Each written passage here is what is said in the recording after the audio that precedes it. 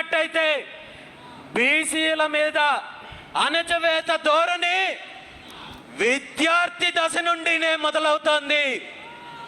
దీనికి ప్రత్యక్ష ఉదాహరణ చెప్పాలంటే ఈరోజు ఆంధ్రప్రదేశ్ రాష్ట్రంలో సుమారు 1124 సాంఘిక సంక్షేమ హాస్టళ్లు ఉన్నాయి. ఈ హాస్టల్లో బీసీ సామాజిక వర్గాలకు సంబంధించిన విద్యార్థులు 1వ తరగతి నుండి 10వ తరగతి ఇంటర్మీడియట్ వరకు చదువుకునే వేలాది మంది విద్యార్థులు ఈ హాస్టల్స్లో ఉంటూ చదువుకునే పరిస్థితి ఉంటే ఇప్పటి వరకు ఏ ఒక్క ప్రభుత్వము వీళ్ళ యొక్క సంక్షేమం గురించి పట్టించుకున్న పాపాన పోయారా అని చెప్పి ఈ సందర్భంగా అడుగుతున్నాను.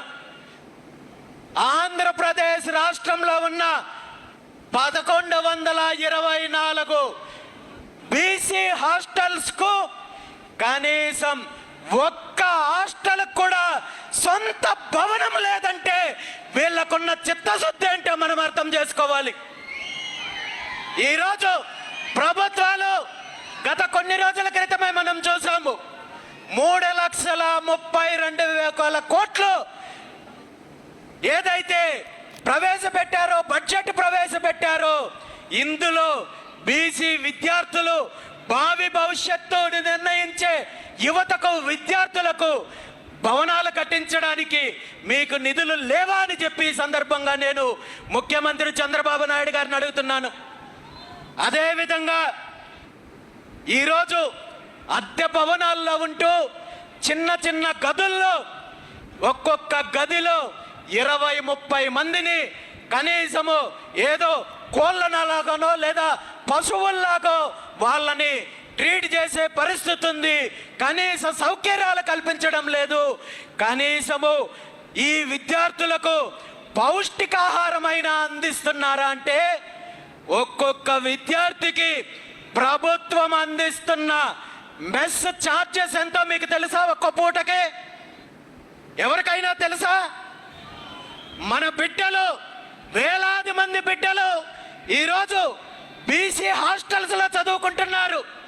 వాళ్ళకు ప్రభుత్వము ఉచిత వసతి, ఆహార సౌకర్యం అందిస్తున్నారంటూ ప్రగల్భాలు పలికే ఈ ప్రభుత్వాలు, ఈ నాయకులు మన బిడ్డలకు అందించే ఆహారం విలువెంతో మీకు తెలుసా?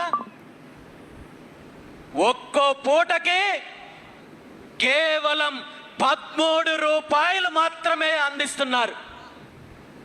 13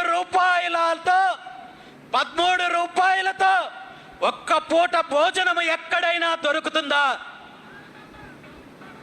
ఈ 13 రూపాయల భోజనంలో కూడా కాంట్రాక్టర్ కమిషను, అధికారుల కమిషను, నాయకుల కమిషను, ఇవన్నీ పోగా మన విద్యార్థులకు ఎంత మోతాదులో ఆహారాన్ని అందిస్తున్నారో, వాళ్ళకు పౌష్టికాహారం అందుతుందో, అలాంటి ఆహారం తీసుకొని వాళ్ళ ఎదుగుదల ఎలా ఉంటుంది, వాళ్ళ మేధాశక్తి ఏ విధంగా ఎదుగుతుందో మనందరం కూడా గుర్తించాలి. ఈరోజు ముఖ్యమంత్రి చంద్రబాబు నాయుడు గారిని, విద్యాశాఖ మంత్రి నారా లోకేష్ నాయుడు గారిని ఒక్కటే అడుగుతున్నాను. మీ అందరి సమక్షంలో ఈ రాష్ట్రంలో ఉన్న బీసీలందరి తరపున ఒక్కటే అడుగుతున్నారు.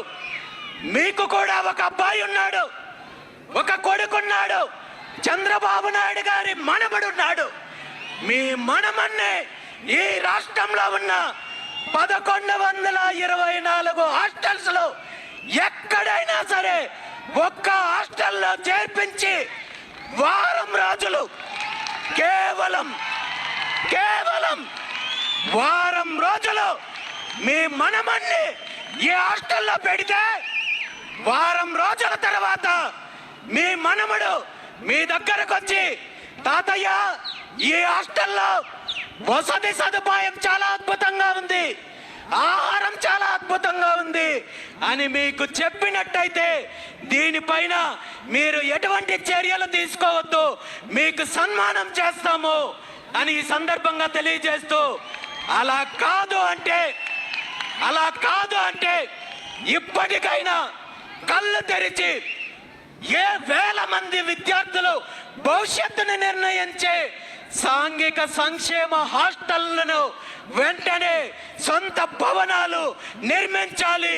వీళ్ళ మెస్ ఛార్జెస్, వీళ్ళ సౌకర్యాలను వెంటనే సమీక్షించి పరిస్థితులను మెరుగుపరచాలని చెప్పి ఈ సందర్భంగా ముఖ్యమంత్రి చంద్రబాబు నాయుడు గారికి, విద్యాశాఖ మంత్రి నారా లోకేష్ గారికి డిమాండ్ చేస్తున్నాను.